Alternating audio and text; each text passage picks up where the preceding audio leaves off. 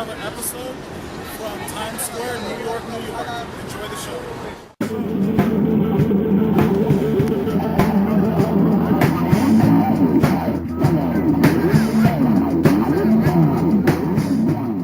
Hey guys, Tom from Klassic Plastik here, bringing you another haul episode.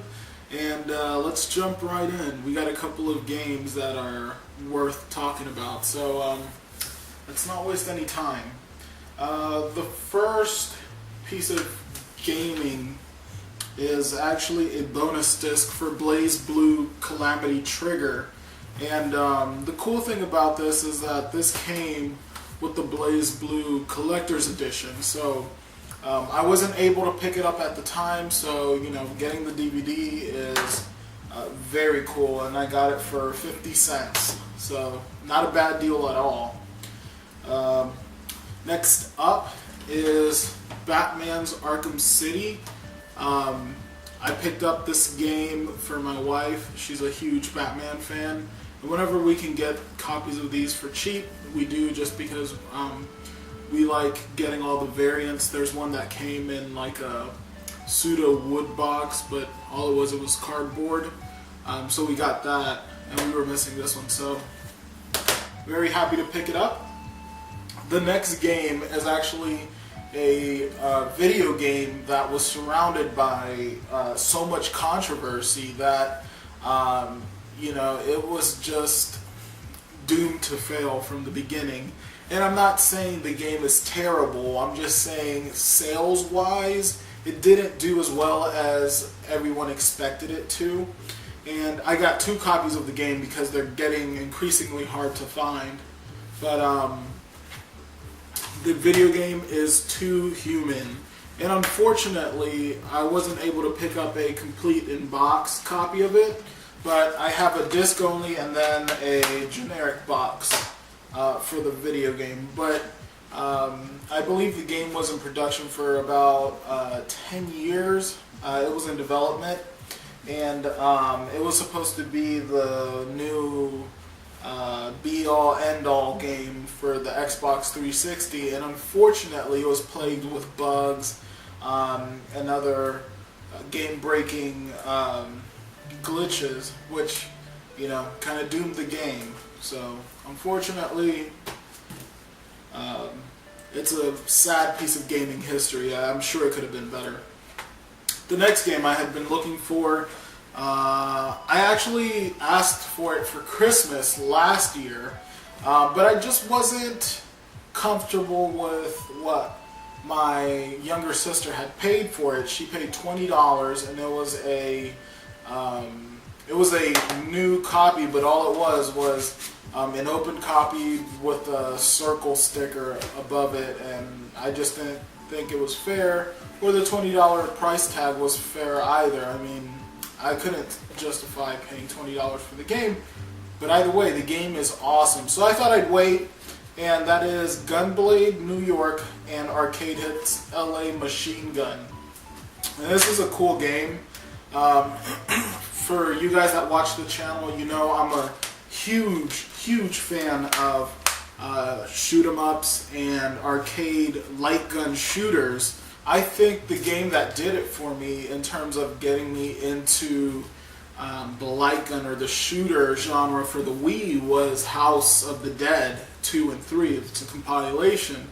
And I just enjoyed those games very much. I enjoyed them on the Dreamcast, and when they were ported to the Wii, you know, I thought, hey, you know, it's probably just going to be a rehash, you know, shoddy controls. But, I mean, they did a very good job. I found myself hitting the power-ups a lot more often than I did on the Dreamcast. And I'm not sure if it was, you know, just because I'm a bad shot, or, you know, maybe the light gun was a little off. But nonetheless, I really enjoyed the experience on the Wii. So whenever I can pick up a light gun type shooter, I do, because, I mean, they're just tons of fun, and they can become party games once, you know, you get a couple of friends going.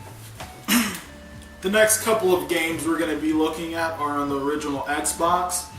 Although I still haven't picked up an original Xbox console, I'm still picking up original Xbox games. They're very cheap. If you're collecting for the console, this is the time to do it, just because everything is extremely cheap on the console. I mean, I think you can get a console for $30 packed with tons of games. So if you're interested in the console, pick up one or two, and you'll have tons of fun with the console. But let's jump right into the games.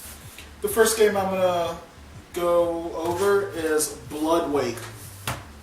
Bloodwake is a Twisted Metal-esque type game. What differentiates Bloodwake is that you're in the water, so you have gunner boats, and basically they're these speed boats or pontoon boats strapped with heavy artillery, machine guns, rocket launchers, and basically you just cruise ponds, lakes, and large bodies of water, shooting everyone down. And I mean, it's tons of fun.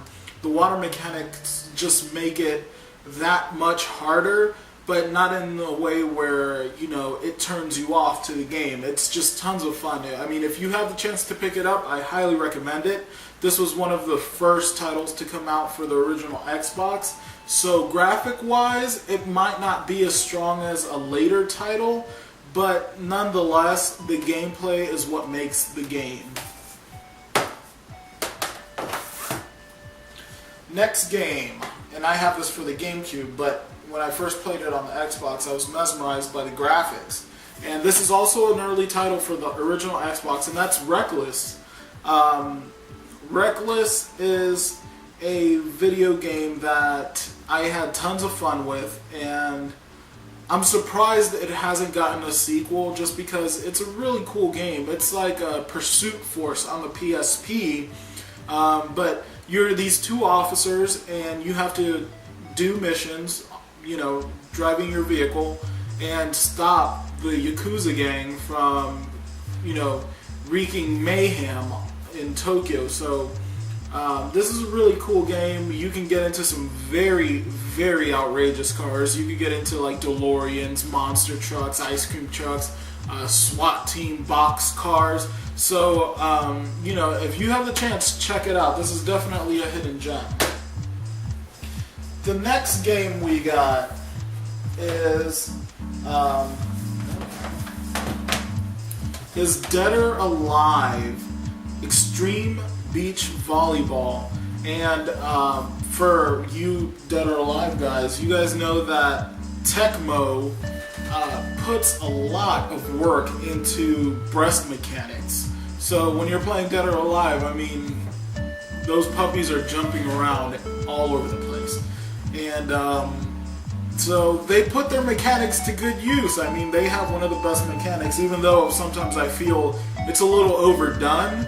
But they put their mechanics to good use in this game. And basically, it's a volleyball game with the Dead or Alive cast. Mind you, it's only the girl cast from Dead or Alive. So, you're not going to see any of the dudes in there playing volleyball. It's all girls. This is a really cool game just because you can play volleyball, you can play mini games, you can play dress up, you can be a photographer if you want to. So check this game out. It's definitely getting a little harder to find just because it's one of those quirky niche games.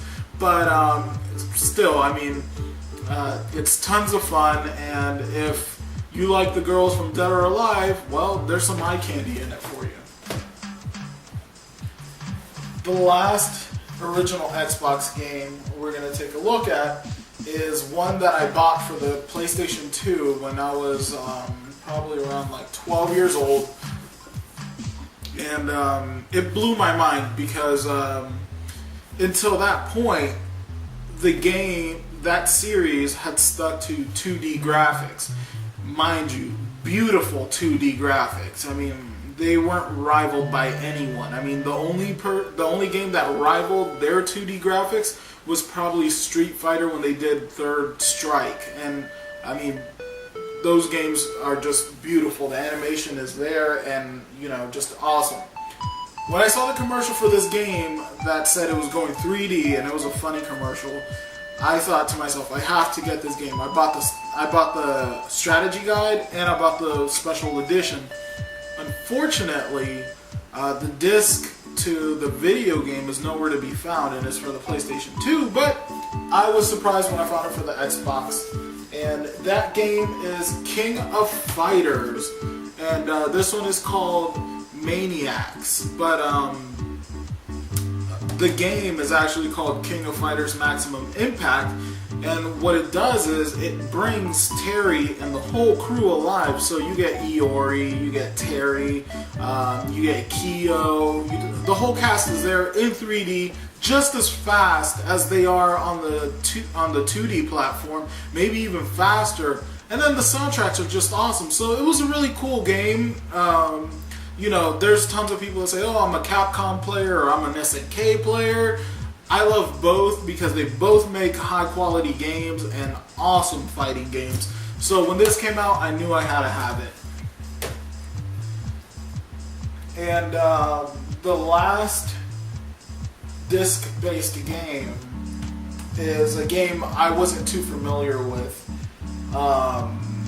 And the game is for the Xbox 360. I bought it for $5, and it's Battle Fantasia. Now, I'm not too familiar with the game. I tried looking for it on the PlayStation 3. I was informed that this is a 360 exclusive, and it's a fighting game, which surprised me. Not saying that the Xbox doesn't get fighting games, but most people that have the Xbox 360 and the PlayStation 3 prefer to get their fighting games on the PlayStation 3 just because the control is a little more comfortable, it's a little more nimble in terms of being able to pull off combos, and it's a little smaller. So, you know, personally, I think the PlayStation 3 does lend itself to fighting games a little better than the Xbox 360, and it's strictly just because of the controls. I don't think one is superior to the other. But this is an awesome game. It's a fighting game. I haven't played it yet, but I will in the near future, and this is probably a review that's coming up very soon. Lastly, in our big box of video games, I was fortunate enough to pick up a Game Boy camera. And these Game Boy cameras were really fun back in the day. I was telling my wife that my buddy had a Game Boy camera, and that he came up to us to the bus stop, and he's like, "Hey, would you like to take a picture? Would you let me take a picture of you?" And I said, "Sure." And I was like, "Did you buy a camera?" And then he's like, "No, my Game Boy can take the picture." And my mind was blown. He pulled this thing out, took a picture. Mind you, it was a very grainy, low-res, black and white picture. But nonetheless, it took a picture of me, and now I'm sitting in a Game Boy Pocket. And the craziest thing was, he's like, "Would you like a sticker of your picture?" And I said, "You're dumb. You can't make a sticker of this." He pulls out the Game Boy printer and prints a sticker of my face. It was the craziest thing I had ever seen.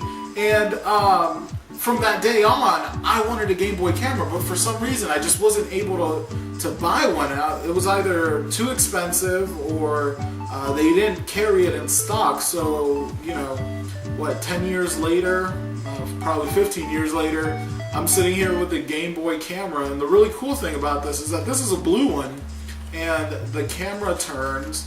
And for you guys that are really hip to the Game Boy camera, that you know there's a Easter egg where if you randomize the features of the drawing tool on your picture, then you get some very disturbing and scary pictures.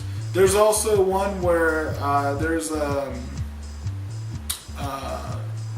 Miyamoto is at the end in the credits dancing. So you know, I thought I liked it before, but once I heard that, I knew I had to have it, and I'm probably going to be taking pictures of everything on my Game Boy. But guys, that completes our game haul. I hope you enjoyed the video.